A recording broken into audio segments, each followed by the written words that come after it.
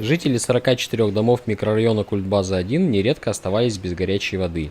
Температура батарей также оставляла желать лучшего. Чтобы исправить ситуацию, компания «Удмуртские коммунальные системы» 30 мая начала здесь масштабный ремонт.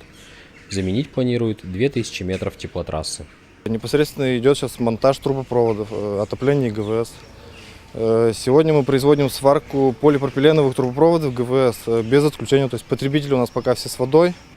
И, хотя в соответствии с правилами предоставления коммунальных услуг, горячее водоснабжение могут отключить на время ремонта на срок до 15 дней, удмуртские коммунальные системы терпением горожан не злоупотребляют.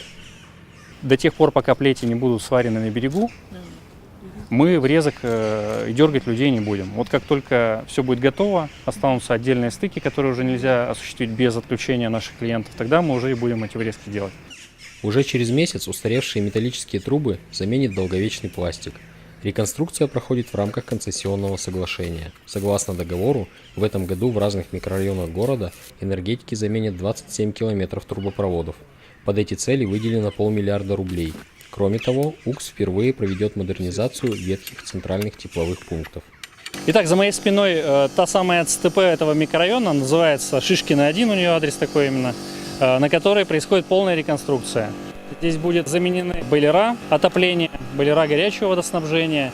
Здесь же будет поменено все оборудование насосное, вся разводка трубная будет заменена.